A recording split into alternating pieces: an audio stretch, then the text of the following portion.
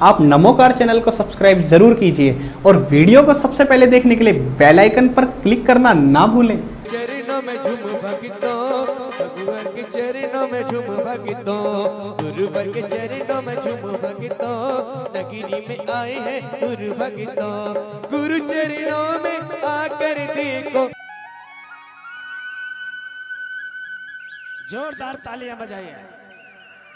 आदिनाथ भगवान की, भक्तांबर स्तोत्र की।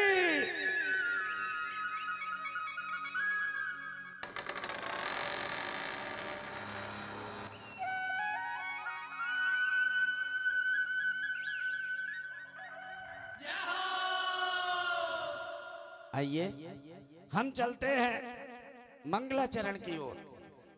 आज मंगलाचरण करने का सौभाग्य युवा प्रकोष्ठ दानावली, युवा प्रकोष्ठ दानावली से आज का यह मंगलाचरण प्रस्तुति लेकर आ रहे हैं।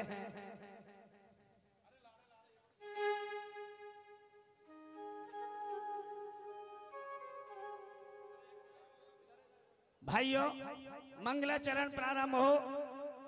हमारे बीच पुलक सागर गुरुदेव के अनन्य भक्त भाई ललित जी भारती यहाँ उपस्थित है।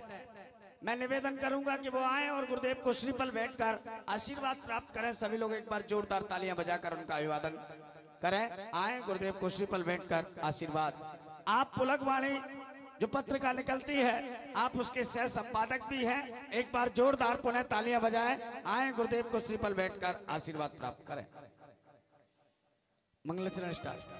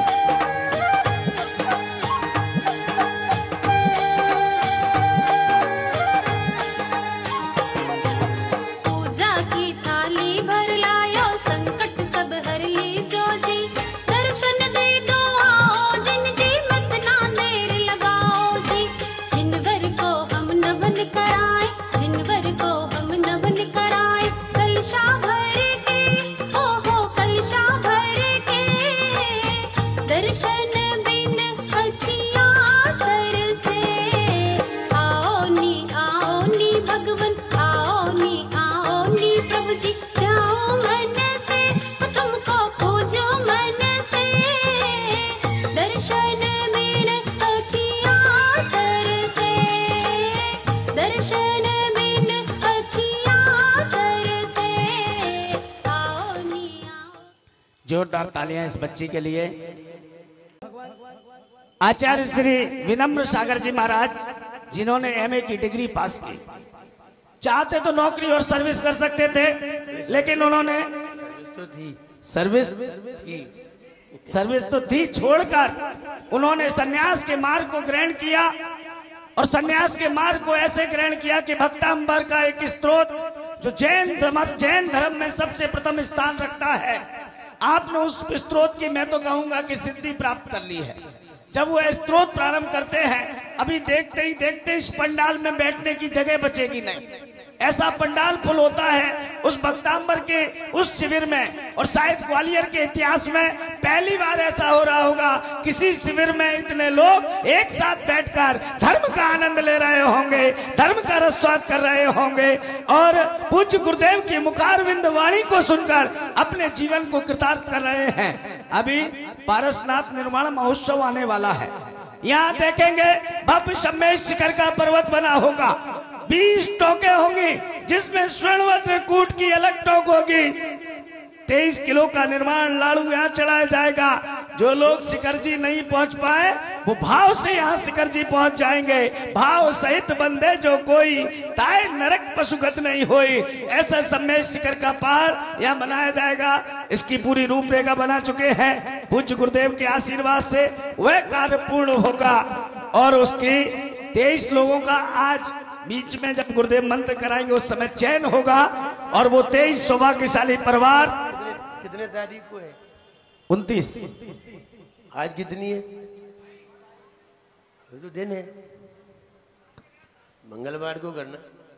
दोनों हाथ जोड़िए, हम निवेदन करें, उन चरणों में प्रार्थना करें, अनुनय करें, विनय करें, जिनकी वाणी सुनने के लिए हम दूर दराज से दौड़े दौड़े चले आते हैं कि हे गुरुदेव, आपकी वाणी सुनकर अपने आप में परिवर्तन महसूस करता हूँ। जब से भक्तांबर शिविर में बैठा हूँ, घर में शांति धीरे धीरे बनती चली जा रही है, आदि व्याधि दूर होती चली जा रही है। ऐसे गुरुदेव के चरणों में विनम्र प्रणाम करते हुए, हे गुरुदेव, आप अपनी अमृतमय वाणी से हम सभी की उजड़ी बगिया को सिंचित करें। नमोस्तु गुरुदेव। सभी लोग सतर्क मुद्रा में, बहने महिलाएं किसी के सिर खुले ना हो, वरना 100 रुपए सब लेके तो आए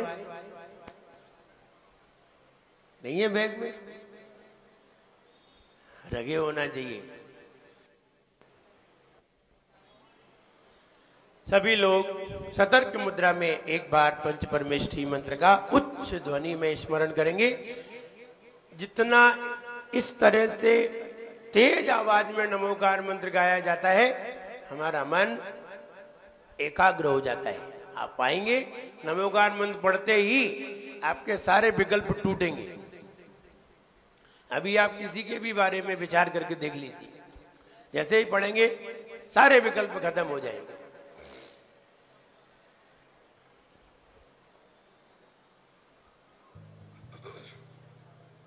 सभी लोग नमोकार मंत्र का स्मरण।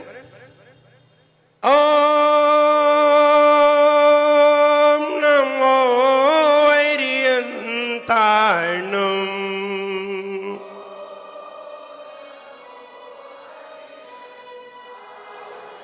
ओम नमो सिद्धाणम,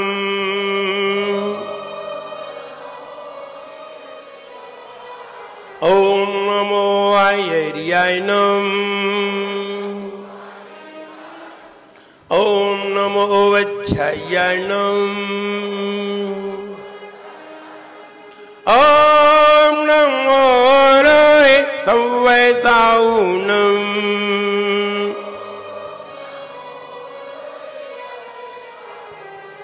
ओम नमो रोहितवैताऊनम।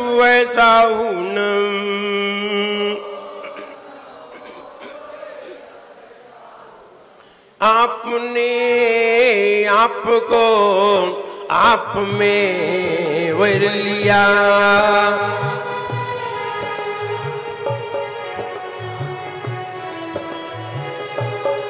चेतना को स्वयं ही प्रकट कर लिया।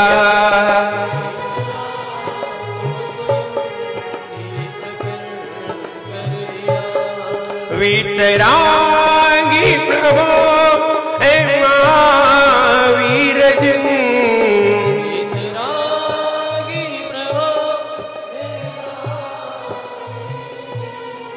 आदिनाथ प्रभो तुम हो तारन तरन,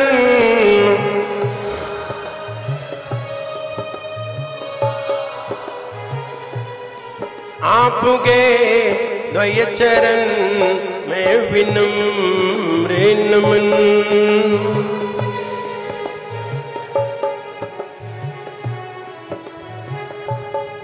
त्याग के रूप तुम, धर्म के रूप तुम,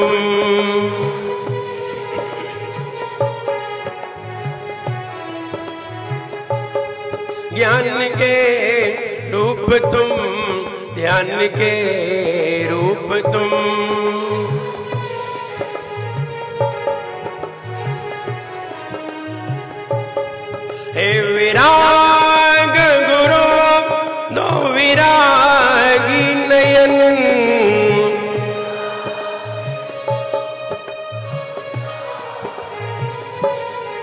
वीतरागी गुरु दो विराग किरण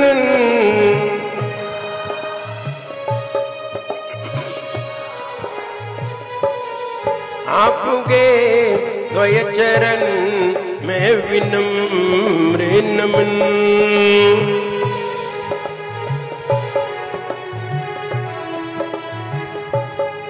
आपके द्वय चरण में विनम्र नमन।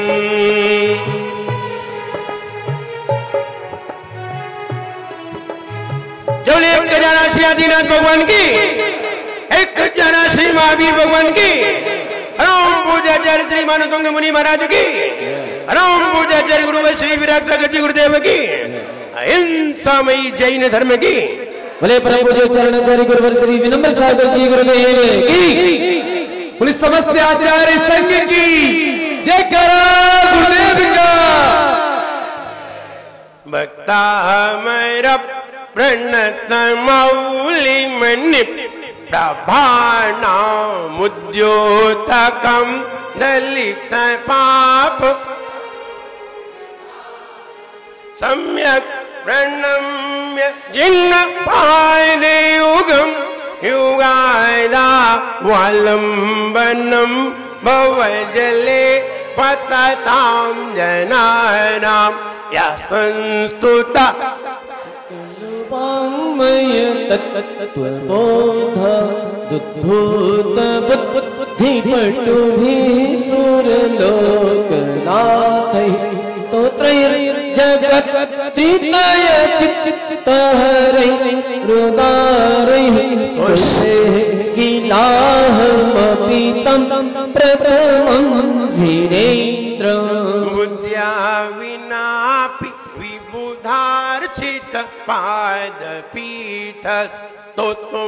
समुद्यतमतिर्विगतत्रपोऽहम् बलं विहाय जलसंस्थितमिन्दुबिम्ब मन्यः क इच्छति जनाः सहसा गृहीतुम् वक्तुं गुणान् गुणसमुद्रशाङ्ककान्तान् कस्ते क्षमः सुरगुरु प्रतिमोऽपि बुद्ध्या कल्पान्तकाल पवनोत्थतनक्रचक्रं को वा तरीतुमलमम्बुनिधिं भुजाभ्याम् सुवं तथापि तव भक्तिवशान्मुनीश कर्तुं स्तवं विगतशक्तिरपि प्रवृत्तः प्रीत्यात्मवीर्यमविचार्य मृगेन्द्रं नाभेति किं निजशिशोः परिपालनार्थं नाभेति किं निजशिशोः परिपालनार्थं। वाचन कंप्लीट। देखिए फर्स्ट एंड सेकंड लाइन में कोई भी महिला बैठी है, इनको उठा करके इधर बिठाइए। महिलाएं ध्यान दें, साड़ी पहनने वाली महिलाएं होती हैं, या तो सूट पहन के आओ, तो इस लाइन में बैठो। वो महिलाओं की ही लाइन में उन्हें उठा के बिठाइए। उनसे कहिए वो महिलाओं की ही लाइन में बैठे। बहनें कुछ कह नहीं पाती हैं, बेचारी सीधी हैं।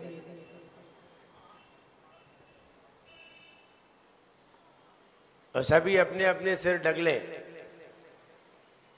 और बहनों को चुनरी लाना जरूरी है, जो नहीं लाए हैं रूमाल निकाल के निकालें अपना, तो कल से ध्यान देंगे। सभी अपने सिर ढक के बैठे। पहला छंद कौन सुना रहे हैं? जल्दी, आज जल्दी जल्दी सुनेंगे एक ही बार, क्योंकि उतना टाइम नहीं है। हाँ सुनाइए पहला छंद, पीछे से बहन माइक दीजिए।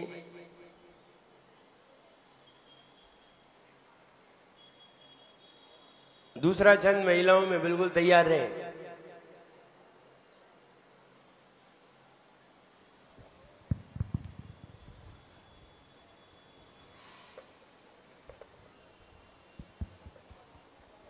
नमोस्तु महाराज जी। भक्तामर प्रणत मौलि मणि प्रभाड़ मुद्योतकं दलित पाप तमु वितानम सम्यक प्रणम्य जिन पाद युगम युगाद वालंबनम भव जले पतताम जनानम। बहुत अच्छे, बहुत बढ़िया सुनाया है। दूसरा छंद, पहला छंद सही आ गया, आप दोबारा नहीं सुनना है। दूसरा छंद महिलाओं में, हाँ सुनाइए।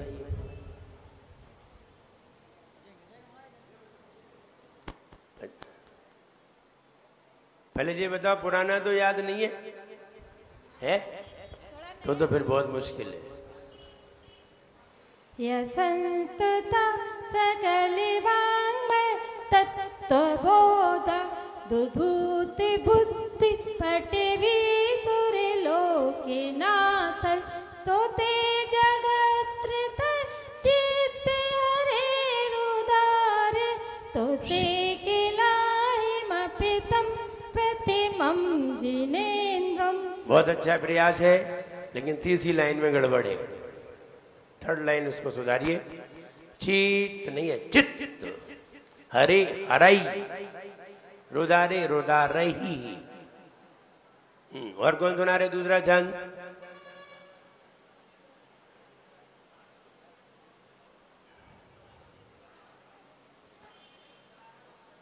जल्दी। तीसरा छंद पुरुषों में। नमोस्तु गुरुवर। हाँ यह संस्तुता फिर से। यह नहीं है उसमें। यह संस्तुता यह नहीं, यह संस्तुता सकल वाङ्मय तत्त्वबोधा दुद्भूत बुद्धि पठो। फिर से। दुद्भूत ता आधा क्यों कर रहे? ता तो पूरा है। दुद्भूति बुद्धि पठो। अब तुमने दा पूरा कर दिया। दुद्भूति दा पूरा हो गया। दुद्भूति ये भी दा पूरा हुआ। दुद्भूति बैठिए। बुद्धि पठो।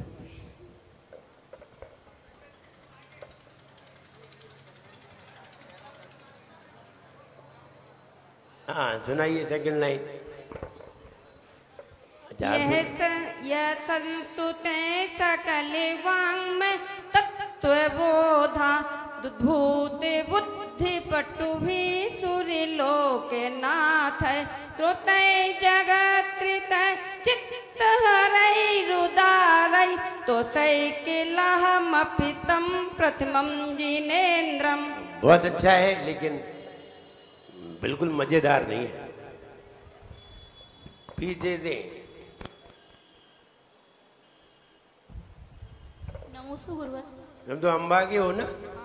तुमने गलत सुनाया ना, तो 51 रुपए लगेंगे।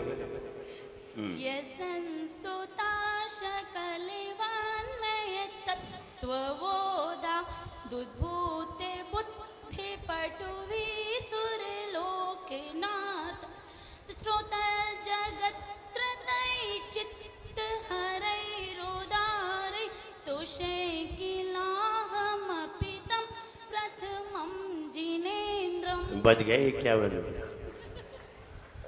3 नंबर जन। तीसरा जन।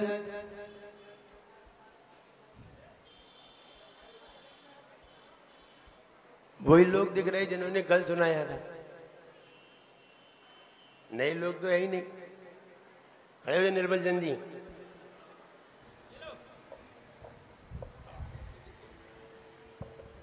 नमस्ते गुरुवार। बुद्धया विनापि विवादिधा देख के सुना। विभुदार्चित पाद पीठ तो तुम समुद्धत मति विगत तपोहम। संस्तवीन भव संतति सन्निबद्धम।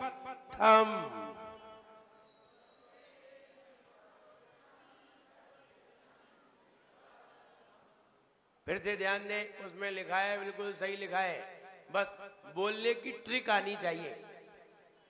और बोलने की ट्रिक आती है तो फिर लिखा हुआ कोई काम का नहीं है, तुम्हें बोलना आता है। त्वत्संस्तवीन भव संतति सन्निबद्धम्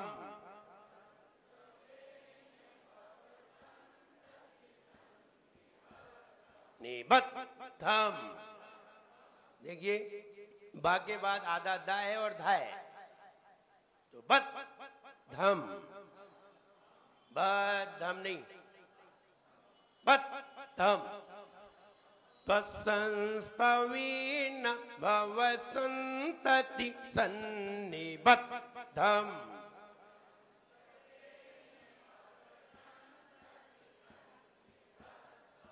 पापम क्षणात् क्षय मुपैति शरीर भाजम्।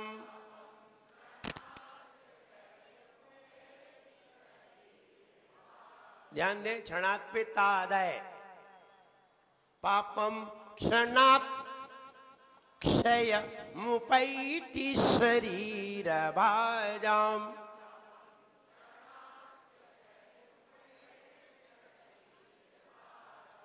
फिर पकड़िए, मेरी ओर देखिए जरा।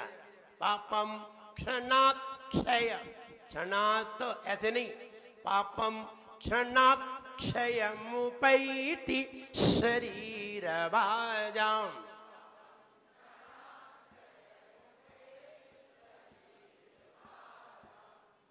इसको जरा लिखिए अपनी कॉपी पे या वहीं किताब पे ही लिख लीजिए। क्षणाक्षय कैसे बोला जाए, क्या क्या बोलना है, ये ध्यान दीजिए उसमें। लिखिए क्षणा, लिखिए पहले उसी किताब पे ही लिख लीजिए, पेन है आपके पास, वरना वो समझ में नहीं आएगी। क्षणात लिख लिया, आधा ता है उसमें। अब आधा का बनाइए, आधा का और षटकोण वाला सा। षटकोण वाला सा जानते हैं? षटकोण वाला सा, सुभाष अंत में जो लिखा जाता है वो वाला सा लिखिए। और फिर लिखिए या, लिख लिया। क्षणात आधा ता लास्ट में, आधा का, फिर षटकोण वाला सा और फिर या।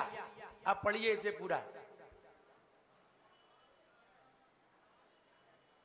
अब पूरा पढ़ना है इसे, ऐसे ही बोलना है जैसा लिखा है। पापम क्षणात् क्षय, पापम क्षणात् क्षय मुपैति शरीर भाजम्।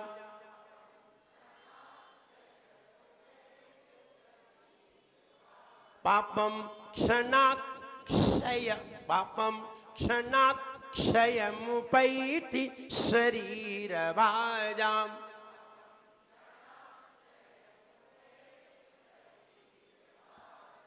आक्रांत लोक मलि नीलम शेष मासु।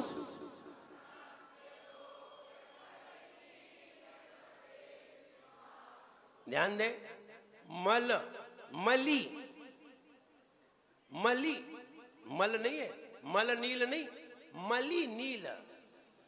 आक्रांत लोक मलि नीलम शेष मासु।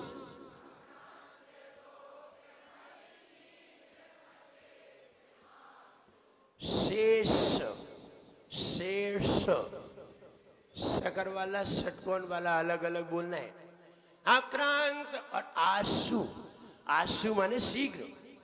आक्रांत लोक मलि नील मशेष मासु।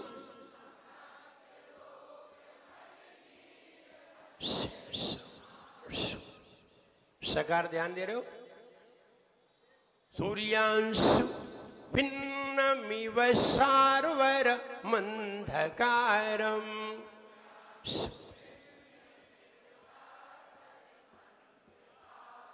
सूर्यांशु भिन्नमिव सार्वर मंधकारम।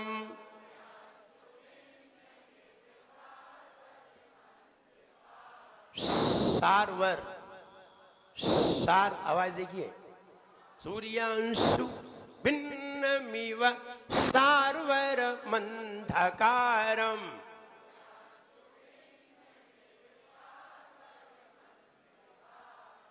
मंधकारम् त्वत्संस्तवेन भव सन्तति सन्निबद्धम्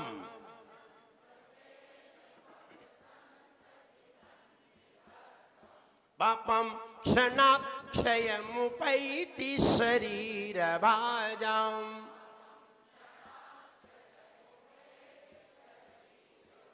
पापम क्षणाक्षय जल्दी पापम क्षणाक्षय मुपैति शरीर भाजम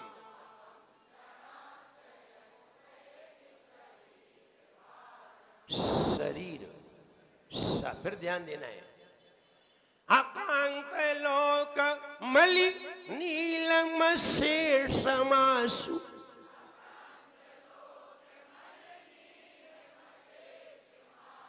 मल नहीं मलि आक्रांत लोक मलि नील मशेषमासु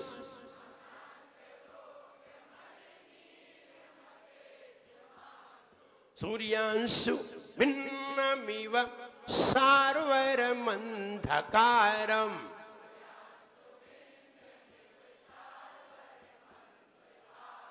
पढ़िए बड़े ध्यान से पढ़ना है कोई भी शब्द अक्षर हलंत कोई भी गलत ना हो पढ़िए निबद्धम्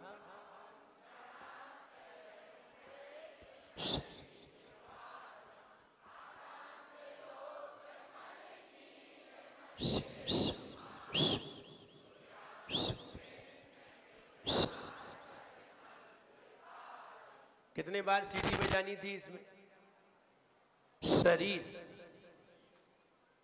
शेष मांसु सूर्यांशु सार्वर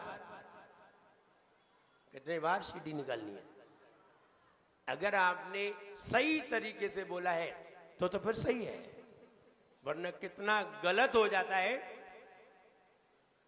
आपको पता चलेगी हमने बताया था सकल और शकल दोनों में कितना अंतर है बहुत अंतर है शकल माने होता है टुकड़ा पीस और सकल माने होता है संपूर्ण और शक्ल माने होती है सूरत जरा से शा का ही तो खेल है इसलिए शुद्ध बोलिए हमने एक बार आपको बताया हो नहीं बताया हो अब सुन ले शुद्ध बोलना चाहिए और जो व्यक्ति शुद्ध नहीं बोल सकता वो कभी भी अशुद्ध भी नहीं बोल सकता आ रही समझ में नहीं आ रही ना जो व्यक्ति शुद्ध नहीं बोल सकता वो कभी भी अशुद्ध भी नहीं बोल सकता अशुद्ध वो ही बोल सकता है जो शुद्ध बोल सकता है आ गई समझ में कि कल बताएं समझ में आ गई कि नहीं अब आ गई तो गाय को समझाए नहीं आ रही ना जो व्यक्ति शुद्ध नहीं बोल सकता वो कभी अशुद्ध भी नहीं बोल सकता अशुद्ध वही बोल सकता है जो शुद्ध बोल सकता है आ रही समझ में कि नहीं हम मुड़ी तो सबने हिला दी फिर अभी हाल पूछ लेंगे तो हमारी समझ में नहीं आई आ रही समझ में कि नहीं राजू भैया कैसे समझ में आ रही है बोले अब ये मत पूछो कि कैसे आ रही लेकिन आ रही है बस हम बता नहीं सकते लेकिन समझ में आ रही है शुद्ध नहीं बोल सकता वो कभी अशुद्ध भी नहीं बोल सकता क्योंकि अशुद्ध बोलने के लिए भी शुद्ध जैसा ही बोलना पड़ता है केवल आ ही तो जोड़ा जाता है शुद्ध कैसे बोला जाता है बोलिए जरा शुद्ध आवाज देखिए अब अशुद्ध बोलिए उसमें भी आवाज ऐसी ही निकालनी पड़ेगी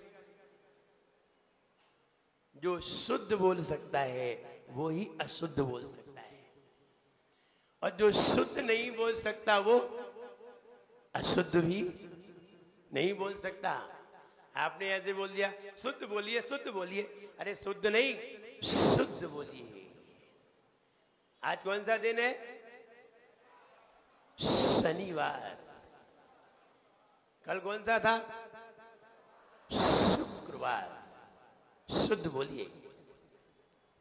कल शुक्रवार था और आज शनिवार है।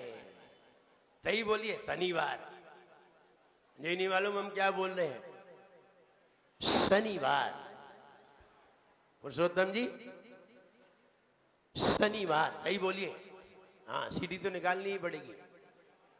तो और सीटी नहीं निकलेगी तो शनिवार हो गई नहीं। आ रही समझ में राजू भैया? हाँ, आप समझ में आ रही। चक्रेश जी, शनिवार सही बोलिए। इसलिए आक्रांत लोक मलिनील मशेषमाशु,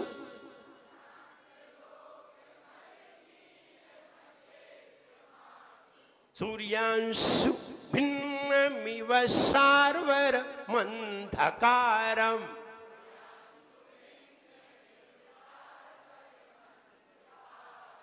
आप लोग एक बार फिर पढ़िए पूरा।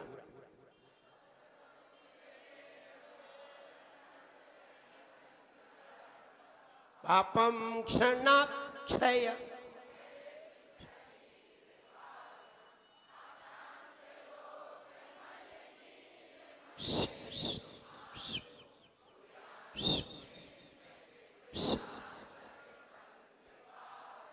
ये सीटी बजाना नहीं पड़ती, सीटी तो अपने आप निकलती है जब तुम सही बोलोगे तब, क्योंकि तुम्हारी जीभ सही ठिकाने पे नहीं होती।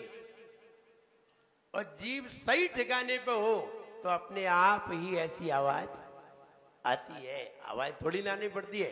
सीटी बजाना अलग बात है और शकार सही निकलना अलग बात है।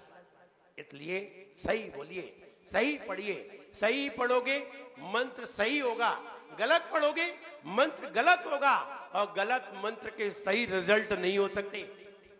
इसलिए सही बोलना सीखिए। आप लोग विचार करिए, जो लोग प्रधानमंत्री लोग होते हैं, बड़े बड़े लोग होते हैं, इनके साथ शॉर्ट हैंडर होता है।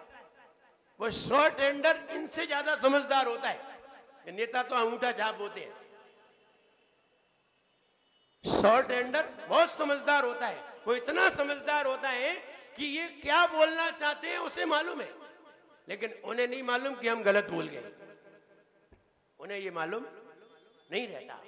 लेकिन कोई बिरले ही ऐसे कोई हो, मुझे लगता है अगर 100 मंत्री होंगे तो उसमें से 2-4 ही ऐसे होंगे जो बिल्कुल सही बोलते होंगे। अगर आपको सही भाषा सुननी है, अच्छी लैंग्वेज सुननी है, शुद्ध लैंग्वेज सुननी है, तो कभी आप केबीसी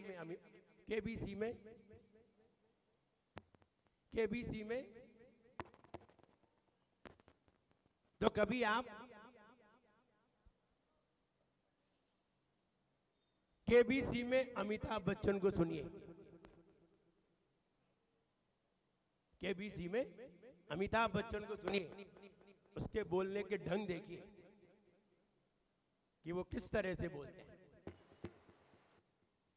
और जब वो सही लैंग्वेज बोली जाती है, आपने कभी कभी सुना होगा, अब आपके सामने आता है ये प्रश्न, आवाज बता रहा हूं, बोलने का तरीका। तो हम तो ये एक उदाहरण बता रहे हैं आपको, क्योंकि आप ये चीजें बहुत देखते हैं। लेकिन लैंग्वेज को शुद्ध कैसे बोला जाता है, बहुत कम गिने चुने लोग होते हैं जो गिनने योग्य हो कि जो बिल्कुल सही बोलते हैं। इसलिए आप शुद्ध पढ़ेंगे, सही पढ़ेंगे, मंत्र आपकी समझ में आएगा, वो मंत्र आपको रिजल्ट देगा, फल देगा। वरना गलत पढ़ेंगे तो मंत्र कोई भी फल देने में सक्षम नहीं होगा। प्रैक्टिस करिए, अभ्यास करिए, और बिना प्रैक्टिस के तो कुछ आता ही नहीं है। अभ्यास करोगे हर चीज समझ में आएगी, और नहीं आएगी तो हम आपको समझाएंगे। Any problem? All of you clear? आइए फल देखते हैं। सर्व क्षुद्रोपद्रव निवारक। क्षुद्रोपद्रव, क्षुद्र माने छोटे छोटे, उपद्रव माने परेशानियां, छोटी छोटी परेशानियों को निवारण करने वाला ये छंद। छोटी छोटी परेशानियां, कई जीवन में परेशानियां होती हैं, बड़ी परेशानी भी होती है और छोटी भी परेशानी होती है। जिसने बड़ी परेशानी झेल ली है उसे छोटी छोटी परेशानी झेलने में कोई परेशानी नहीं होती। बड़ी परेशानियां भी सामने आती है, छोटी परेशानियां भी सामने आती है और सभी परेशानियों से व्यक्ति को गुजरना पड़ता है। जो व्यक्ति बड़ी परेशानी से गुजर जाता है उसे छोटी मोटी परेशानी नहीं आती, समझ में नहीं आती। बड़ी परेशानी मालूम है पुरुषोत्तम जी? नहीं मालूम। और तुम्हारे पास तो बड़ी परेशानियां भी है, छोटी भी है, सब है। तो जिसने बड़ी परेशानी झेल ली है, छोटी परेशानी में तो कोई दिक्कत ही नहीं आ सकती है। क्षुद्रोपद्रव निवारक, छोटे छोटे उपद्रव आते रहते हैं जीवन में। हम चलते हैं, गिर जाते हैं, फिसल जाते हैं, कहीं लग जाती है, सीढ़ी से गिर जाते हैं, एक्सीडेंट हो जाते हैं, कहीं रपट जाते हैं, अथवा और कोई परेशानियां, छोटी छोटी बीमारियां, जुकाम, खांसी आदि होते ही रहते हैं। ये छोटी छोटी परेशानी है। बड़ी परेशानी एक महारोग होते हैं, एक छोटे छोटे रोग होते हैं। जुकाम आना, नक्सीर बहना, दाढ़ में दर्द होना, दांत में दर्द होना, गर्दन में दर्द होना, छोटी मोटी चीजें, छोटी मोटी बीमारियां हैं। बड़ी बीमारी कौन सी है? बड़ी बीमारी जन्म, जरा, मृत्यु, ये सबसे बड़े रोग हैं, महारोग हैं। ये छोटी मोटी बीमारियां हैं, इनको तो ये छंद वैसे ही दूर कर देता है। इसलिए इस छंद का भाव अंदर लाइए और अंदर भाव ला करके फिर कहीं इसकी जाप करिए, छोटी मोटी परेशानी तो वैसे ही निपट जाएंगी, हवा में ही चली जाएंगी। क्षुद्रोपद्रव निवारक, आइए इसकी जाप देखते हैं। ओम ह्रीम हरहम नमो बीज बुद्धि नम। ओम ह्रीम हरहम नमो बीज बुद्धि नम। वे मुनि महाराज, बीज बुद्धि समझिए, बीज बुद्धि क्या होती है? एक बीज होता है, कितना बड़ा बीज, कितना बड़ा होता है? छोटा भी होता है, बड़ा भी होता है। आम का थोड़ा बड़ा होता है, लेकिन गेहूं का छोटा होता है, सरसों का और छोटा होता है। छोटे छोटे बीज होते हैं। इतना सा चने का बीज है, बताइए बीज में क्या क्या है? इतना सा चने का बीज है, बीज में क्या क्या छिपा हुआ है? बीज में अंकुर भी है, बीज में वृक्ष भी है, बीज में पत्ते भी है, बीज में फूल भी है, बीज में फल भी है और बीज में नया बीज भी है। बीज में नया बीज भी है। जैसे कि एक छोटा सा बच्चा है, आपको बच्चे में क्या क्या दिखाई देता है? बच्चे में युवापन भी है, बच्चे में बूढ़ापन भी है, बच्चे में व्यापारी भी है, बच्चे में कलेक्टर भी है, बच्चे में एडीएम भी है, बच्चे में कमिश्नर भी है, बच्चे में संत भी है और बच्चे में भगवंत भी है, सब है। इसे कहते बीज। एक बीज में इतनी सारी चीजें छिपी होती हैं। ऐसे ही जो मुनि महाराज एक बीज अक्षर को सुन करके, किसी ने कोई बीज अक्षर बोला और उन्होंने सुन लिया, अब उन्हें शास्त्रों को पढ़ने की जरूरत नहीं होती। उनके पास बीज बुद्धि रिद्धि होती है। ये बुद्धि रिद्धि है और बुद्धि से प्राप्त हुई है। बुद्धि रिद्धि इतनी विशाल होती है कि जैसे आपने कहीं भक्ता अमर बोल दिया उन मुनिराज के सामने, वे मुनिराज सामने बैठे हो और आपने कहीं बोल दिया भक्ता अमर प्रणत मौली मणि प्रवाणा, बस आगे कुछ नहीं। आप उनसे 48 क्षण सुन लेना। उन्होंने पढ़ा नहीं है, देखा नहीं है, सुना नहीं है, लेकिन वे तुम्हें पूरा भक्त अमर सुना देंगे। सिर्फ उनके सामने इतना बोल दीजिए, तत्वार्थ सूत्र, बस वे तुम्हें 358 सूत्र सुना देंगे। वे तत्वासूत पढ़ेंगे नहीं, सुना देंगे। तुम कोई भी शब्द बोलिए, कोई भी बीजाक्षर बोलिए, वे बीजाक्षर को सुन करके पूरे शास्त्र को क्या, पूरे द्वादशांग को समझ जाएंगे। वे मुनि महाराज, ये वाली रिद्धि कैसे होती है, ये रिद्धि हम तरीके भी बता रहे हैं। ऐसा कार्य करोगे तो ये रिद्धि प्राप्त होगी, वरना ये रिद्धि हर किसी को नहीं होती। ये रिद्धि है छोटी सी बात कहो और हम उसे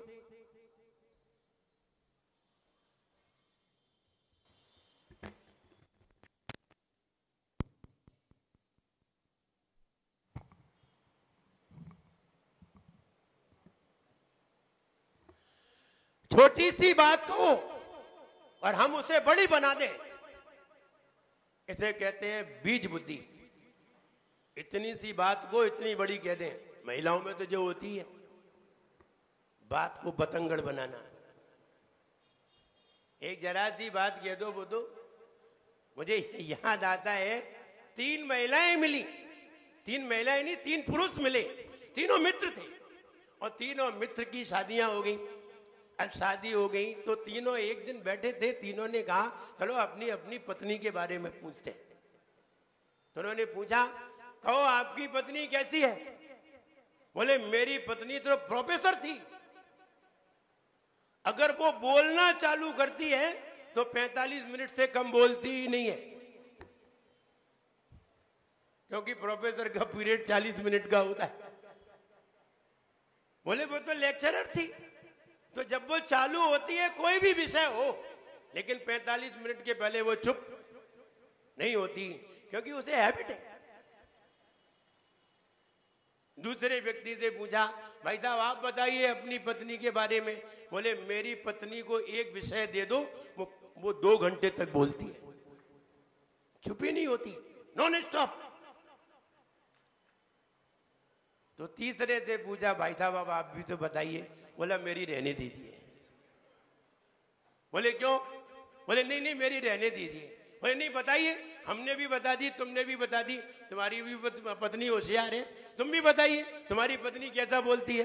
बोले तुम्हारी पत्नी तो अगर बोलती है तो 45 मिनट बोलती है और तुम्हारी पत्नी बोलती है तो 2 घंटे बोलती है, मेरी पत्नी तो बिना विषय के दिन भर बोलती है, चुप ही नहीं रहती, वो कोई विषय नहीं हो तो भी बोलती है, वो तो बिना विषय के। तो ये बीज बुद्धि है। बीज बुद्धि का मतलब है छोटी सी बात कहो और उसको हम विस्तार से सुना दें। स्वामी विवेकानंद जब अमेरिका पहुंचे और अमेरिका में पहुंचे तो लोगों ने उनके बारे में बहुत सुना था, ये बहुत अच्छे संत हैं, पहुंचे हुए मानव हैं और इनके सामने कोई भी बात कहो ये बढ़िया एक्सप्लेन करते हैं। तो एक अमेरिकन व्यक्ति को जाने क्या सूझा, उसने बोर्ड पर एक शून्य बना दिया। बोले इस पे बोलो, क्या बना दिया? शून्य, जीरो, जीरो बना दिया। देखिए जीरो का अलग अर्थ होता है, शून्य का अलग अर्थ होता है, सबके अलग अलग अर्थ है। जब जीरो बना दिया तो स्वामी विवेकानंद ने 3 दिन तक नॉन स्टॉप स्पीच दी। भी अमेरिका वालों के दिमाग घूम गए। बोले हमने तो समझा था कि ये बोल नहीं पाएंगे, लेकिन जब इन्होंने बोलना चालू किया शून्य के बारे में तो 3 दिन तक वो लगातार प्रवचन करते रहे और फिर भी उनका प्रवचन समाप्त नहीं हुआ। आखिर उन्हें कहना पड़ा बस। इसे कहते हैं बीज बुद्धि। और ध्यान रहे हर विद्यार्थी के बारे में बीज बुद्धि की परख होती है।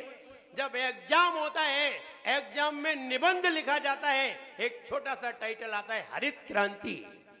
लिखिए एक टाइटल क्या दिया? हरित क्रांति। अब इसके बारे में लिखो। अब लिखने को तो 2 ही वर्ड है, इस पर 500 शब्द लिखिए। इसे कहते हैं बीज बुद्धि। जिसका दिमाग तेज होता है वो उसके ऊपर ऐसे लिख देता है, जिसका दिमाग नहीं होता वे उस पर कुछ नहीं लिख पाते। इसलिए जरा सी बात पर विशेषता लाना और उसे विस्तार से कहना, ये बीज बुद्धि है। ये बीज बुद्धि हर किसी को प्राप्त नहीं होती। जो मुनि महाराज सारी विभक्तियां जानते हैं, स्त्रीलिंग, पुल्लिंग, नपुंसक लिंग, सारे शब्दों की पहचान रखते हैं, मूल वर्ड जानते हैं, इनमें कौन से प्रेफिक्स लगते हैं, कौन से सफिक्स लगते हैं और कौन कौन से प्रत्यय लग करके कौन कौन से वर्ड बनते हैं, कैसे इनमें इंक्रीजिंग होती है, कैसे इनमें डिस्क्रीजिंग होती है, सब जानते हैं। उन मुनि महाराज को ही ये बीज बुद्धि रिद्धि प्राप्त होती है, हर किसी को नहीं होती। मुनिराज बहुत होते हैं, सारे गणधरों को बीज बुद्धि रिद्धि प्राप्त होती है, हर किसी को नहीं होती। बीज बुद्धि का मतलब है छोटी सी बात को सुनना, एक शब्द सुनना, एक शब्द को सुन करके पूरे द्वादशांग का जिन्हें ज्ञान हो जाता है। इनको द्वादशांग पढ़ने की जरूरत नहीं है, इनको शास्त्रों को पढ़ने की जरूरत नहीं है। वे मुनि महाराज विदेश क्षेत्र में विराजमान है। क्या रिद्धि है? अपन समझ रहे थे कि हमें बहुत सारा ज्ञान है। अरे ज्ञान जानते हो ज्ञान क्या होता है? 3 चीजें प्राप्त होती हैं। नंबर 1 अध्ययन, नंबर 2 विद्या, नंबर 3 ज्ञान। 3 चीजें हुआ करती हैं। अध्ययन स्कूल में हो जाता है, घर पे भी हो सकता है, शास्त्र को पढ़ करके, किताब को पढ़ करके अध्ययन हो सकता है। बड़े बड़े पंडित हो जाते हैं, इन्हें अध्ययन तो मिल जाता है लेकिन विद्या नहीं मिलती। बोले विद्या किसे कहते हैं? विद्या अलग चीज है और अध्ययन अलग चीज है। नहीं, अभी तो हम यही समझते थे। हाँ, तुम समझते थे तो तुम्हारी समझ कितनी अच्छी है हमें मालूम है, कितनी ऊंची है तुम्हारी समझ हमें मालूम है। विद्या अलग चीज है और अध्ययन अलग चीज है। अध्ययन तो स्कूल में हो जाता है, अध्ययन तो घर पर किताब को पढ़ करके हो जाता है, अध्ययन तो शास्त्र को पढ़ करके हो जाता है। लेकिन विद्या गुरुओं से प्राप्त होती है, माता पिता से प्राप्त होती है, पिता से प्राप्त होती है, माँ से प्राप्त होती है, गुरु से प्राप्त होती है, अथवा ठोकर लगने से प्राप्त होती है। कैसे? ठोकर लगने से। कहा है ना, बादाम खाने से अकल कम आती है, ठोकर खाने से जल्दी आती है बिना पैसे की। इसलिए ठोकर से भी अकल आती है, अपने आप समझ में आती है। तो अपने आप समझ में आती है, इसे कहते हैं स्वयं समझना। तो विद्या कितने प्रकार की हो गई? माता से मिली विद्या, पिता से मिली विद्या, गुरु से मिली विद्या और स्वयं प्राप्त हुई विद्या। लेकिन स्टडी के लिए दूसरा होना जरूरी है। विद्या के लिए 2 हो कोई जरूरी नहीं है। विद्या अकेले में भी प्राप्त हो सकती है, लेकिन अकेले में स्टडी नहीं हो सकती। और स्टडी भी हो सकती है, लेकिन दूसरे का सहारा लेना जरूरी है। इसलिए अध्ययन में और विद्या में क्या अंतर है? विद्या कहते हैं संस्कार को, विद्या कहते हैं एक्सपीरियंस को। और कोई भी माता पिता, अगर माता पिता बने हैं और उनके बच्चे बड़े हो गए हैं, लगभग 15 साल से अब ऊपर निकल आए हैं, 20 साल के हो गए हैं, उनको अपनी विद्या बताइए। और अगर विद्या नहीं बताओगे तो वो ये कहेंगे कि मेरे पिताजी ने मुझे कुछ नहीं बताया। विद्या बताइए। विद्या माने ये अपने अनुभव बताइए कि हमने 20 साल में शादी की, आज तक हमने नहीं देखा कि सुख क्या होता है। बेटा तुम तो सुखी रहो, बताइए उन्हें। लेकिन कोई भी माता पिता अपने बच्चों को सही विद्या नहीं देते। फिर गुरुओं को सही विद्या देनी पड़ती है। फिर गुरु बताते हैं कि सही विद्या क्या है। और किसी किसी की समझ में आ जाती है कि सही विद्या ये है, तो वे माता पिता को भी छोड़ करके चले जाते हैं। बोले तुम्हारी विद्या कोई काम की नहीं है, तुम्हारी विद्या तो खाने पीने की है, तुम्हारी विद्या तो मौज मस्ती की है, तुम्हारी विद्या तो चिंतित बनाने की है। लेकिन गुरु की विद्या सुख देने वाली है, शांति देने वाली है, आनंद देने वाली विद्या है। दोनों विद्याओं में अंतर है। इसलिए गुरु से मिली विद्या ज्यादा श्रेष्ठ है। टीचर से मिली विद्या खाने पीने के काम की है। बताइए, आपका बच्चा IAS कर लेता है, CS कर लेता है, CA कर लेता है, MBA कर लेता है, MCA कर लेता है, काहे के लिए की थी? किसके लिए पढ़ा था? इसके लिए। दूसरा कोई काम? हाँ, दूसरा कोई काम। जेई में मस्त है, खाने पीने में। ध्यान रहे, गुरु के पास वो विद्या है, अगर वो विद्या दे दें तो तुम्हें तो खाने पीने के लिए जूझना पड़ता है, उनके पीछे खाना घूमता है, अगर गुरु विद्या दे दें तो। इसलिए गुरु की विद्या बहुत श्रेष्ठ है, आनंददायी है, निश्चिंत बनाने वाली है, सुख शांति देने वाली है। वो वाली विद्या हम पाने का प्रयास करें। जाने कहता अज्ञानी, छंद सुनिए, छंद में सब कुछ निहित है। प्रभु के गुण जो गाता है अपना भाग्य बनाता है। प्रभु के गुण जो गाता है अपना भाग्य बनाता है। जोर से बोले, प्रभु के गुण जो गाता है अपना भाग्य बनाता है। प्रभु के गुण जो गाता है अपना भाग्य बनाता है। चाह करे वो पाता है, चाह करे वो पाता है। चाह करे वो पाता है, चाह करे वो पाता है। कई जन्म के पापों को, कई जन्म के पापों को क्षण में दूर भगाता है। कई जन्म के पापों को क्षण में दूर भगाता है। कई जन्म के पापों को क्षण में दूर भगाता है। कई जन्म के पापों को क्षण में दूर भगाता है। ज्ञान भव्यों को, ज्ञान भव्यों को भव पार कराए रे। जीवन है पानी की बूंद कब मिट जाए रे। दोनों जीवन है पानी की बूंद कब मिट जाए रे। ये वाला जैसे ही आया करे, जीवन है पानी की बूंद, ये दोनों हाथ उठाने के लिए है।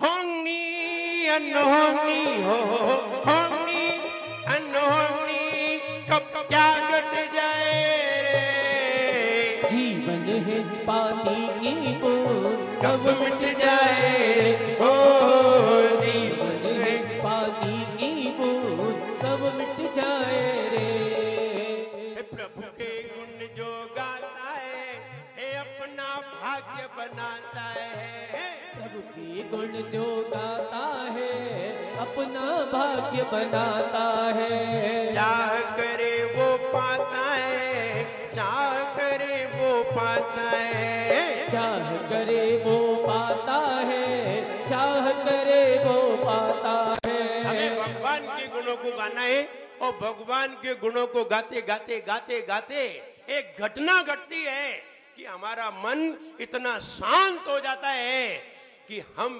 भी अपने आप को भगवान जैसा ही महसूस करने लगते हैं। लेकिन ये तभी संभव है जब हम भगवान के गुणों को गाएं। जितना ज्यादा गाता है, जैसे ही तन्मय होता है, वैसे ही उसका मन धीरे धीरे अपने आप ही शांत होने लगता है। और मन शांत होते ही हमें अपनी आत्मा का स्वरूप दिखाई देता है। ध्यान रहे, हमने सबसे पहले छंद में प्रणाम करने को कहा था, और जैसे ही हम प्रणाम करते हैं वैसे ही हमारे मन की कषाएं शांत हो जाती हैं। और जैसे ही हम भगवान की स्तुति करते हैं, दूसरे छंद में स्तुति करने को कहा था, जैसे ही हम स्तुति करते हैं वैसे ही हमारा कषाएं शांत, मन शांत होता है, कषाएं शांत होती हैं। और जैसे ही कषाएं शांत हुई और मन शांत हुआ, वैसे ही आत्मा का अनुभव होता है, जिसे हम कहते हैं अध्यात्म। भक्तामर से अध्यात्म पे पहुंचना बहुत सरल है। ये भक्तामर का पहला दूसरा क्या 2-4 छंद ही तुम्हें समय सार तक ले जाके खड़ा कर देंगे। लेकिन लोग समझते हैं कि भक्तामृत तो गाने की चीज है। अरे गाने की चीज नहीं है, अब अनुभव करने की चीज है। हम जितना अनुभव करेंगे उतना ही हमें ज्ञान भी प्राप्त होगा। आइए, ये वाली रिद्धि कैसे प्राप्त होती है कि हम किसी भी चीज का विस्तार कर सकें। जरा सा याद करें और लिख दें बहुत। ये वाली रिद्धि अवग्रहावर्णी कर्म के क्षयोपशम से होती है। अवग्रह का मतलब है हम किसी भी चीज को देखें, एक बार देखें, जैसे ही देखें हम समझ जाएं कि क्या चीज है। हम किसी चीज को देख करके कंफ्यूज ना हो, हम किसी चीज को देख करके डाउटफुल ना हो, हम किसी चीज को देख करके अनकॉन्शियसनेस ना हो, हम फटाक से समझ जाएं कि ये चीज ये है। और जैसे ही हमारे अंदर ये वाली क्षमता आ जाएगी कि सामने वाला व्यक्ति कैसा है और सामने वाले व्यक्ति को देख करके पता चलेगा कि ये व्यक्ति ऐसा है, तो फिर बीज बुद्धि रिद्धि प्राप्त होगी। ऐसे ही प्राप्त नहीं होती है, बड़ी मुश्किल से होती है। आपको मालूम हो, जब आप बैठे होते हैं और आप बैठे बैठे अचानक आपके चेहरे को देख करके भी बताया जा सकता है कि आप खुश हैं या परेशानी में हैं, बताया जा सकता है। लेकिन जब हम परेशानी में होते हैं, जब हम दुखी होते हैं, तब हमारे चेहरे पर एक अलग प्रकार की स्थिति होती है।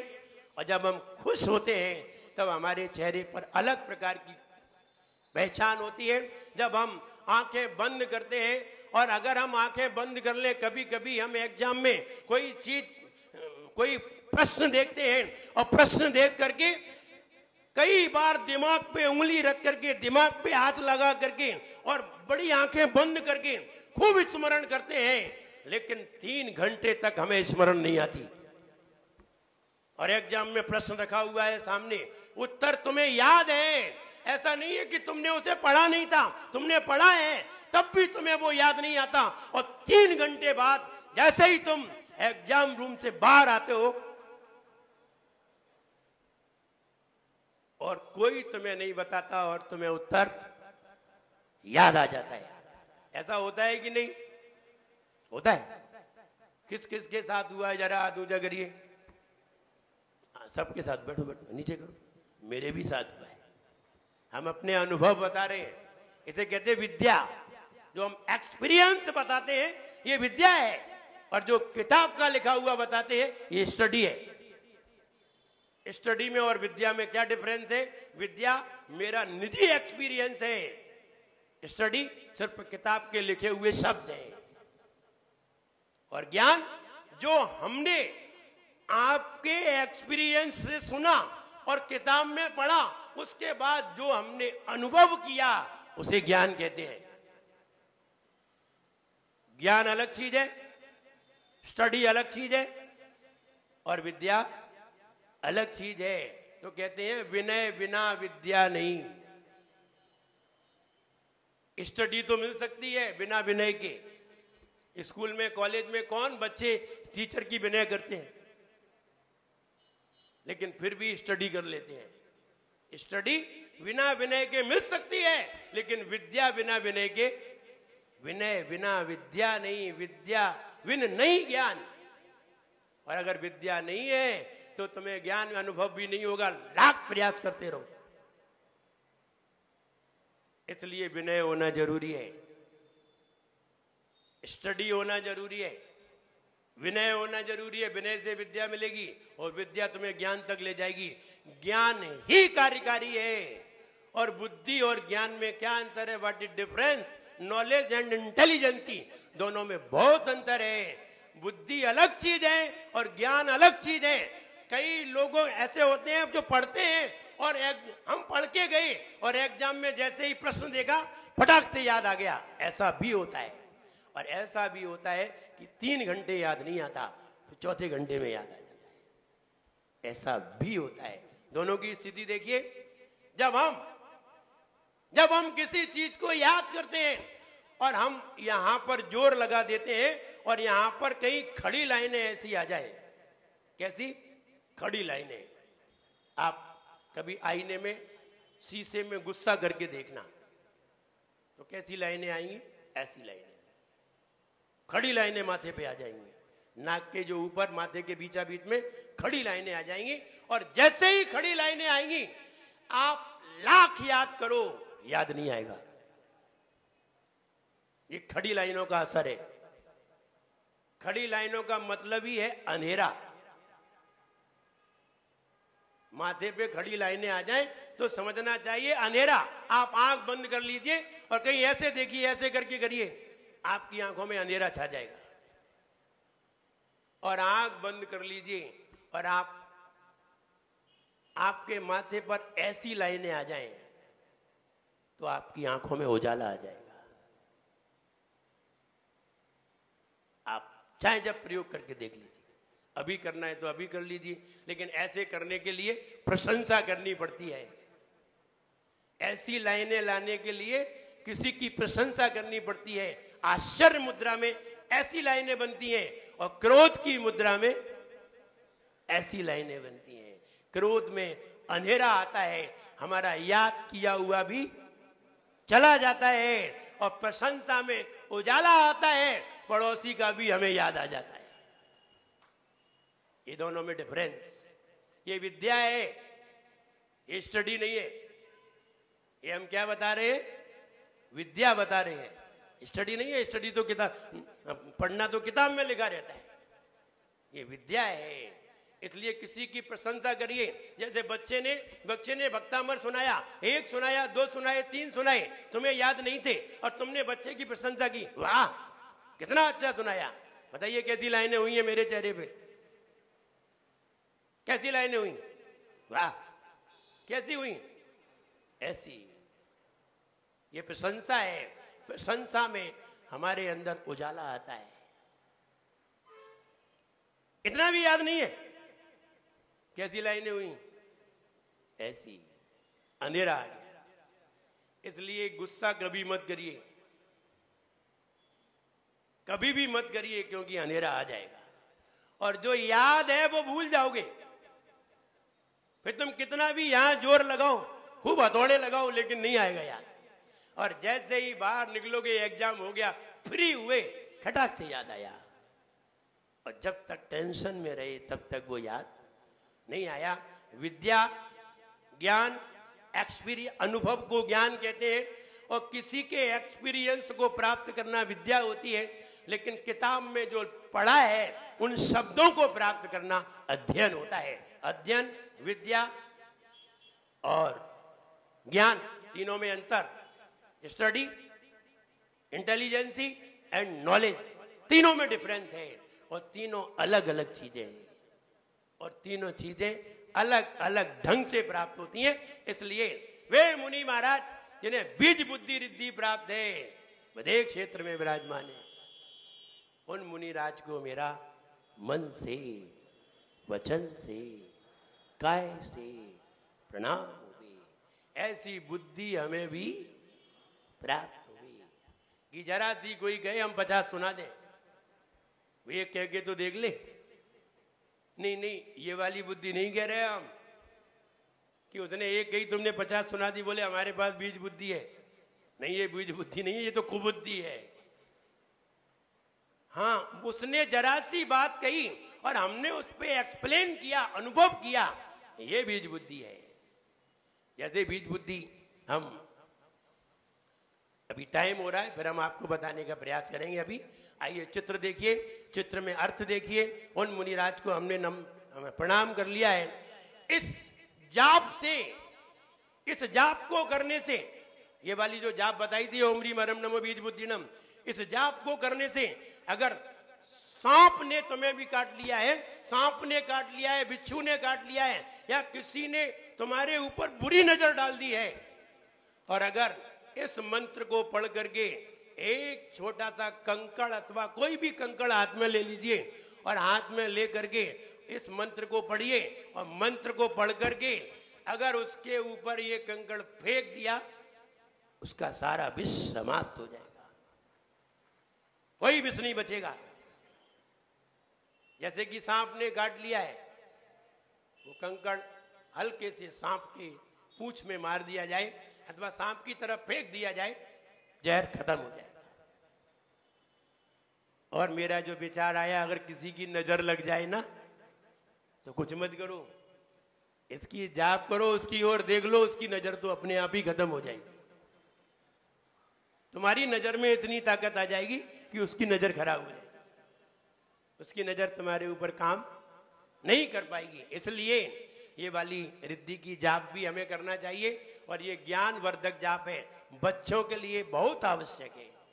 उन्हें पढ़ना है, लिखना है, बढ़ना है, उनके लिए ये वाली जाप विद्यादायी है, वो लोग जरूर करें। आइए चित्र की ओर देखते हैं। चित्र में भगवान विराजमान है और एक व्यक्ति बड़े ध्यान करने हुए बैठा हुआ है और ध्यान कर रहा है। सूरज की किरणें निकली हुई हैं, सारा अंधकार समाप्त हो चुका है। सूरज की एक किरण से सारा अंधकार समाप्त हो गया है। आचार्य मानतुंग महाराज ये कहने जा रहे हैं भगवान, और ये भी कहने जा रहे हैं कि आपकी स्तुति से कई जन्मों के पाप एक क्षण में ही समाप्त हो जाते हैं। 5 सेकंड में ही नीचे आ जाएगी। 100 साल की मेहनत कितनी देर में खत्म? 5 सेकंड में खत्म। 100 साल की मेहनत, 50 साल की मेहनत, ऐसे ही 50 भवों के पाप और भगवान की भक्ति से एक क्षण में मिट जाते हैं। जब हम 50 साल का कारनामा 5 सेकंड में खत्म कर सकते हैं, तो 50 भव के पाप 5 सेकंड में मिट सकते हैं। और अगर 5 सेकंड में मिट जाते हैं, इसका मतलब है हमें भगवान की भक्ति करनी चाहिए। छठवें छंद में आचार्य मानतुंग महाराज ने बताया है, भगवान मैं आपकी भक्ति नहीं कर रहा हूं, मुझे तो जबरदस्ती कोई बुलवा रहा है।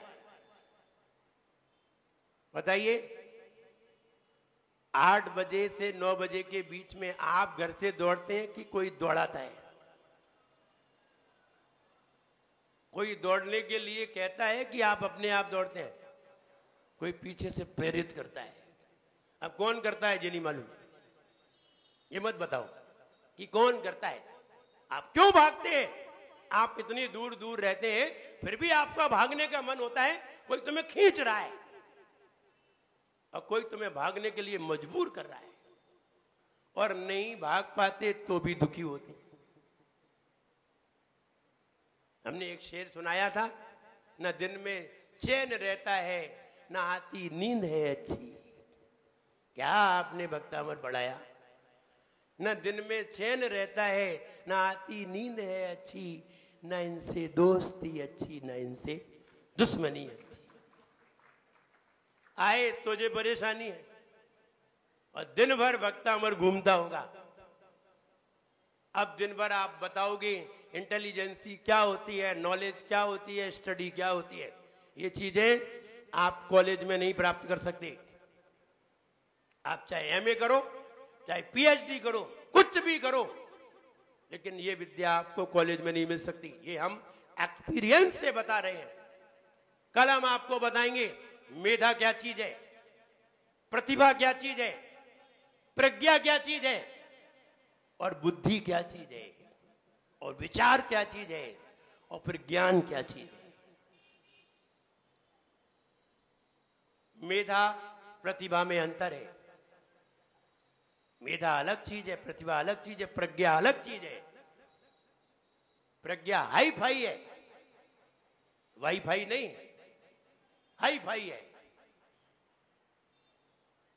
प्रज्ञा से नीचे प्रतिभा है, उसके नीचे मेधा है, उसके नीचे बुद्धि है, उसके नीचे विचार है, और संस्कार तो बहुत ऊंची चीज है। कलम बहुत सारी चीजें। ब्रेन पावरफुल कैसे बनता है, याददाश्त कैसे बढ़ती है, स्मरण शक्ति कैसे बढ़ती है, 1 साल पहले पढ़ी हुई चीज कैसे याद आती है, तरीके। आप चाहो लाख रुपए खर्च कर लेना, किसी कोचिंग में ये पढ़ाई नहीं मिलेगी। लेकिन हम आपको वो विद्या देने जा रहे हैं जो विद्या हमने अपने अनुभव से प्राप्त की है। अवग्रह वर्णी के क्षयोपशम से ये चीज प्राप्त होती है। हम देख करके वस्तु को समझ जाएं कि ये चीज है। जितनी जल्दी समझने की क्षमता होगी उतनी ही जल्दी ये वाली रिद्धि होगी, बीज बुद्धि रिद्धि। आइए चित्र में देखने के बाद ये बताया गया है चित्र में, हे भगवान सूरज की एक किरण निकलती है और अंधेरा कितने समय का है? अंधेरा 7 बजे से 7:30 बजे से डटा था। वायुमंडल में अंधेरा 7:30 बजे से खड़ा था। 7:30 बजे उसने पांव पसारे थे, लेकिन सूरज की एक किरण भी नहीं आई और अंधेरा भागता नजर आया। 12 घंटे से चादर पसारी उसने और उन्होंने एक चुटकी में निपटा दिया। 12 घंटे की चादर, 12 घंटे में कितने मिनट हुए? 720 मिनट हुए। कितने सेकंड हुए? 7 छंगे 42, 2 छक्के 12, 4320। 4320 सेकंड हुए। 4320 सेकंड से अंधेरे ने अपनी चादर बिछाई थी और सूरज की किरण अभी निकल के भी नहीं आई और अंधेरे की चादर बंध गई। 1 सेकंड में उसने 4320 सेकंड के अंधेरे को समाप्त कर दिया। जो 4320 सेकंड के अंधेरे को 1 सेकंड में समाप्त कर सकता है,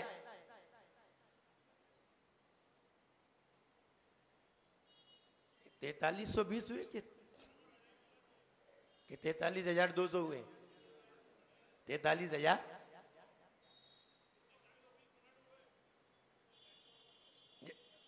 इतने सेकंड के अंधेरे को 1 सेकंड की सूरज की एक किरण ने छिन्न भिन्न कर दिया।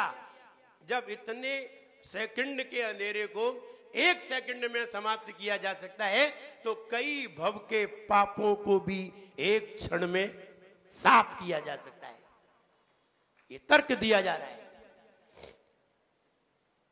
तर्क दिया जा रहा है। कई भव के पापों को एक भव में क्षण में समाप्त किया जा सकता है। तो हे भगवान, कई घंटों का अंधेरा सूरज की एक किरण से क्षण में ही मिट जाता है, वैसे ही कई जन्मों के पाप आपकी सच्ची भक्ति से एक क्षण में ही मिट जाते हैं। यही भाव इसमें दर्शाया है। आइए अर्थ देखते हैं। तो संस्तवेना, हे भगवान आपके स्तवन से भव संतति सन्निबद्धम, हे भगवान आपके संस माने सच्चे, सच्चे स्तवन से, आपके सच्चे स्तवन से संतति सन्निबद्धम, कई जन्मों के बंधे हुए पापम, कई जन्मों के बंधे हुए पाप क्षण में ही क्षय उपैती, क्षय हो जाते हैं। हे भगवान आपके सच्चे स्तवन से कई जन्मों के पाप क्षण में ही क्षय हो जाते हैं। शरीर भाजाम, प्राणियों के कई जन्मों के पाप क्षण में ही क्षय हो जाते हैं। किससे? आपके सच्चे स्तवन से। जैसे आक्रांत लोक, आक्रांत माने व्याप्त हो गया है, पूरे लोक में व्याप्त हो गया है। अली नील, अली माने भौरा, भौरे जैसा अंधेरा। भौरा कैसा होता है? काला, बिल्कुल स्याह काला अंधेरा पूरे लोक में व्याप्त हो गया है। आक्रांत व्याप्त हो गया है लोक में। अली नील, भौरे जैसा अंधेरा, मशेष मासु, संपूर्ण लोक में। आशु, शीघ्र ही सूर्यांशु, सूर्य की किरण से, अंशु माने किरण, सूर्य की किरण से, आशु माने शीघ्र, भिन्न, भिन्न माने तितर बितर हो जाता है। शारवर मंदकारम, वो शारवर माने रात्रि का सारा अंधेरा एक क्षण में समाप्त हो जाता है। कितनी देर का अंधेरा था? तो इसमें यह बताया है भगवान, कई घंटों का अंधेरा, रात्रि भर का अंधेरा सूरज की एक किरण से क्षण में क्षय हो जाता है। वैसे ही कई जन्मों के पाप आपकी सच्ची स्तुति से एक क्षण में ही क्षय हो जाते हैं। आ रही समझ में? इसलिए हम आपकी स्तुति कर रहे हैं। स्तुति करने में हमारा स्वार्थ है। कई जन्मों के पाप हमें मिटाना है, और कई जन्मों के पाप मिटाना है तो भगवान की सच्ची स्तुति करना है। आइए फीट करने के लिए तैयार। आंख बंद करिए।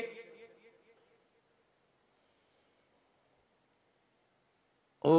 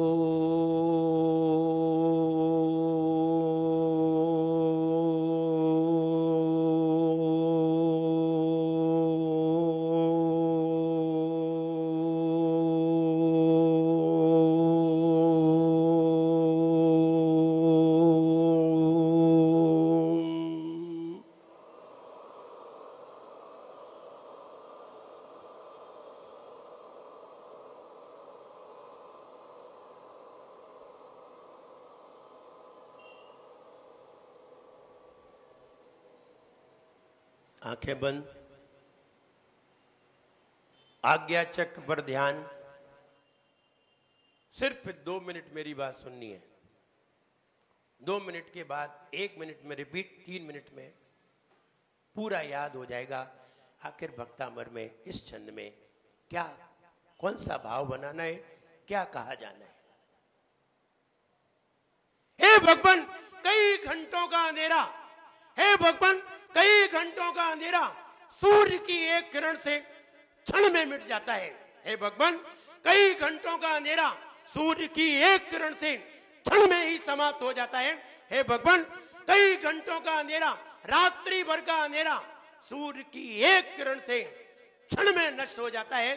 हे भगवान, जैसे कई घंटों का अंधेरा सूर्य की एक किरण से क्षण में ही मिट जाता है, वैसे ही आपकी सच्ची स्तुति से, वैसे ही आपकी सच्ची स्तुति से प्राणियों के कई जन्मों के पाप क्षण में मिट जाते हैं।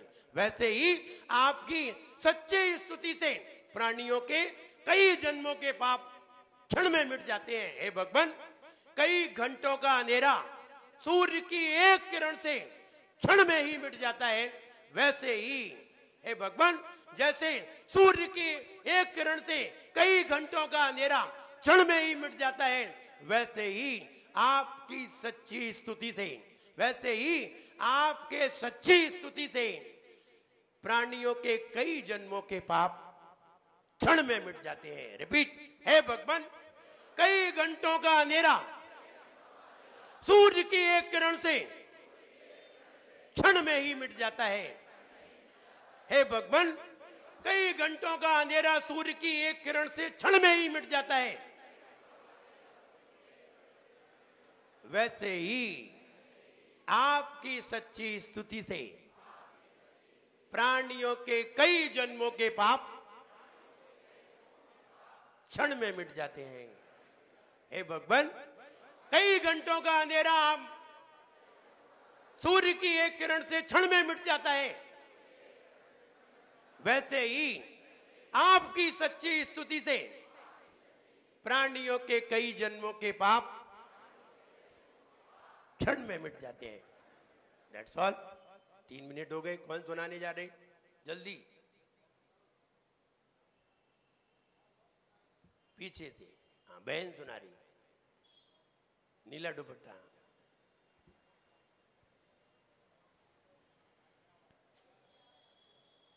जल्दी पहुंचाइए,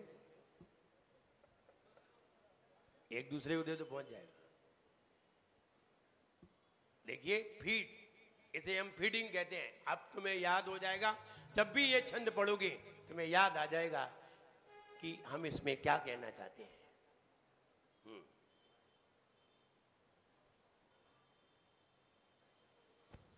हेलो, नमोस्तु महाराष्ट्री। हे भगवान, रात्रि का घंटों का अंधेरा क्षण भर में एक सूर्य की किरण से मिट जाता है, वैसे ही आपकी सच्ची स्तुति से लोगों के जन्मों के पाप क्षण भर में मिट जाते हैं। बहुत अच्छे, ये फीड हो गया। अब ये फीड हो गया है, जब भी ये 7वां छंद पढ़ा जाएगा ये वाला अपने आप स्क्रीन पे आ जाएगा कि आखिर इसमें हमें क्या कहना है। प्यारे आदिनाथ भगवान करे गुरु मान तुंग गुणगान, जिन्हें नित्य थोक हमारी है, भक्ता हमारा स्तोत्र की महिमा सबसे न्यारी है। कि मोरी सुन लियो हृदय में गुन लियो। देखिए हमने जो अभी भाव बताया है कैसे इन 4 लाइनों में है, पढ़िए। जो प्रभु सच्चे मन से तेरे गुण को उर से गाते, नंत भवों के पाप क्षणिक में खुद ही क्षय हो जाते। गहन अंधेरा कर हो तब में सूर्य किरण आ जाए, अंधकार क्षण में मिट जाए, कैसे वह रह पाए। मिटे सब शस्त्र पाप में भार, बुद्धि भी पा जाए बबसार, यही सम्यक सवारी है। भक्तामर स्तोत्र की महिमा सबसे न्यारी है। कि मोरी सुन लियो हृदय में गुन लियो। आपको सच्चे हृदय से जो यहाँ गाते, पाप जन्मों के क्षणिक में क्षय नजर आते। व्याप्त हो लिसा अंधेरा रात भर नम में, नष्ट कर देती किरण सूरज की क्षण भर में। क्षुद्र उपद्रव नष्ट करे दे ज्ञान सगन, दे ज्ञान सगन। आदिनाथ गुरु मान तुंग को करो नमन। हो विनम्र भक्तामर गाँव में पावन, में पावन। आदिनाथ गुरु मान तुंग को करो नमन। हे भक्ता मेरे है प्यारा स्तोत्र सब मिल गाओ रे। भक्तामर है प्यारा स्तोत्र सब मिल गाओ रे। हे आदि प्रभु को हो, आदि प्रभु को सब शीश झुकाओ रे। भक्तामर है प्यारा स्तोत्र सब मिल गाओ रे। ओ भक्तामर है प्यारा स्तोत्र सब मिल गाओ रे। पाप अनंत भवों आते क्षण में ही क्षय हो जाते। पाप अनंत भवों आते क्षण भर में क्षय हो जाते। एक किर तुमको सच में जो गाते, तुमको सच में जो गाते, तुमको सच में जो गाते, तुमको सच में जो गाते। एक किरण रवि आ जाए सारा तम ही मिट जाए। एक किरण रवि आ जाए सारा तम ही मिट जाए। चिंतन उपजाए हो, चिंतन उपजाए, भव दुख मिटाए रे। भक्तामर है प्यारा स्तोत्र सब मिल गाओ रे। हो जीवन है पानी की को कब मिट जाए रे। प्रभु के गुण जो गाता है ये अपना भाग्य बनाता है। प्रभु के गुण जो गाता है अपना भाग्य बनाता है। चाह करे वो पाता है, चाह करे वो पाता है, चाह करे वो पाता है, चाह करे वो पाता है। सूरज आते ही हो, सूरज आते ही तम झट भग जाए रे। कामर है दोनों हाथ ऊपर, सब लोग दोनों हाथ ऊपर। जीवन है पानी की वो कब मिट जाए रे। अनोनी हो, अनोनी तब क्या घट जाए रे। जीवन है पानी की वो कब मिट जाए रे। ओ जीवन है पानी की वो कब मिट जाए रे। ओ जीवन है कब मिट जाए रे। ध्यान दे, कल रविवार है। अपने बच्चों को बताइए, अपने पड़ोसी को बताइए कि जो हमने बताए थे 23 अरब सेल्स मानव की खोपड़ी में होते हैं और महिलाओं की खोपड़ी में 19 अरब सेल्स होते हैं। इनको कैसे चार्ज किया जाता है और कैसे ये डिस्चार्ज होते हैं, कल इंतजार करिए। कल ये विषय है और बहुत अच्छा विषय है। मुझे लगता है ऐसे विषय बहुत कम आया करते हैं आपके जीवन में और मुझे तो ये लग रहा है कि पहली बार ही आ रहा है। आपको भी ये महसूस हो रहा है, लेकिन उस विषय को आप सुनिए, अपनाइए और बच्चों के ज्ञान को बढ़ाने में प्रयास करिए। हमारे बीच संजय जी शर्मा जो महंत हैं वो कृपया यहाँ पधारे हैं और आप जिला कांग्रेस के महासचिव भी शहर जिला के अध्यक्ष आए, सचिव हैं, सॉरी क्षमा करना, आए गुरुदेव से श्रीफल बैठकर। अभी जाप होगा, मंत्र जाप के बाद आप यहाँ से प्रस्थान करेंगे और मैं संजय जी भोज, अनूप जी सोगानी साहब को मंच पर बुलाना चाहूंगा कि वो कृपया यहाँ मंच पर पधारे और हमारे आदर दोनों महानुभाव आए।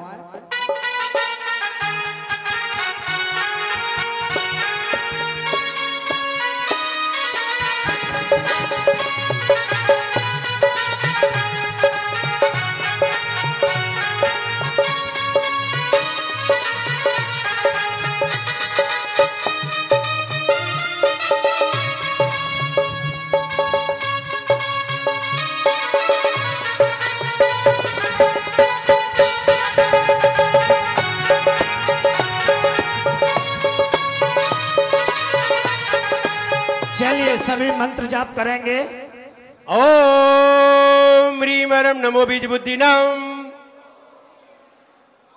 ओम ह्रीम हरम नमो बीज बुद्धि नाम, ओम ह्रीम हरम नमो बीज बुद्धि नाम, ओम ह्रीम हरम नमो बीज बुद्धि नाम, ओम ह्रीम हरम नमो बीज बुद्धि नाम, ओम ह्रीम हरम नमो बीज बुद्धि नाम, ओम ह्रीम हरम नमो बीज बुद्धि नाम, ओम ह्रीम हरम नमो बीज बुद्धि नाम, ओम ह्रीम हरम नमो बीज बुद्धि नाम, ओम ह्रीम हरम नमो बीज बुद्धि नाम, ओम ह्रीम हरम नमो बीज बुद्धि नाम, ओम ह्रीम हरम नमो बीज बुद्धि नाम, ओम ह्रीम हरम नमो बीज ओम ह्रीम हरम नमो बीज बुद्धि नाम, ओम ह्रीम हरम नमो बीज बुद्धि नाम, ओम ह्रीम हरम नमो बीज बुद्धि नाम, ओम ह्रीम हरम नमो बीज बुद्धि नाम, ओम ह्रीम हरम नमो बीज बुद्धि नाम, ओम ह्रीम हरम नमो बीज बुद्धि नाम, ओम ह्रीम हरम नमो बीज बुद्धि नाम, ओम ह्रीम हरम नमो बीज बुद्धि नाम, ओम ह्रीम हरम नमो बीज बुद्धि नाम, ओम ह्रीम हरम नमो बीज बुद्धि नाम, ओम ह्रीम हरम नमो बीज बुद्धि नाम, ओम ह्रीम हरम नमो बीज बुद्धि ओम नाम, ह्रीम हरम नमो बीज बुद्धि नाम, ओम ह्रीम हरम नमो ओम बीज ह्रीम हरम नमो बीज बुद्धि नाम, ओम ह्रीम हरम नमो बीज ओम बुद्धि ह्रीम नाम, हरम नमो बीज बुद्धि नाम, ओम ह्रीम हरम ओम नमो ह्रीम बीज हरम बुद्धि नमो नाम, बीज बुद्धि नाम, ओम ह्रीम हरम नमो बीज बुद्धि नाम, ओम ह्रीम हरम नमो बीज बुद्धि नाम, ओम ह्रीम हरम नमो बीज बुद्धि ओम ह्रीम नाम, हरम नमो बीज बुद्धि नाम, ओम ह्रीम हरम नमो बीज बुद्धि नाम, ओम ह्रीम हरम नमो बीज बुद्धि नाम, ओम ह्रीम हरम नमो बीज ओम बुद्धि ह्रीम नाम, हरम नमो बीज बुद्धि नाम, ओम ह्रीम हरम नमो बीज बुद्धि ओम नाम, ह्रीम हरम नमो बीज बुद्धि नाम, ओम ह्रीम हरम नमो बीज ओम बुद्धि ह्रीम नाम, हरम नमो बीज बुद्धि नाम। ओम ह्रीम हरम नमो बीज बुद्धि नाम। अपने मस्तिष्क पे हाथ लगाइए, हमें अच्छी बुद्धि प्राप्त हो। ओम ह्रीम श्री सम्यक दर्शन ज्ञान चारित्र्यभ्यो नमः। ओम ह्रीम श्री सम्यक दर्शन ज्ञान चारित्र, ओम ह्रीम श्री सम्यक दर्शन ज्ञान चारित्र्यभ्यो नमः। ओम ह्रीम श्री सम्यक दर्शन ज्ञान चारित्र्यभ्यो नमः। हाथ जोड़िए। ओम ह्रीम श्री सम्यक दर्शन ज्ञान चारित्र्यभ्यो नमः। ओम ह्रीम श्री सम्यक दर्शन ज्ञान चारित्र्यभ्यो नमः। आज हमने 51,000 जाप करेंगे। 1,00,000 नहीं कराई, 51,000 कराइए, थोड़ा समय का अभाव होने के कारण। आप नमोकार चैनल को सब्सक्राइब जरूर कीजिए और वीडियो को सबसे पहले देखने के लिए बेल आइकन पर क्लिक करना ना भूलें।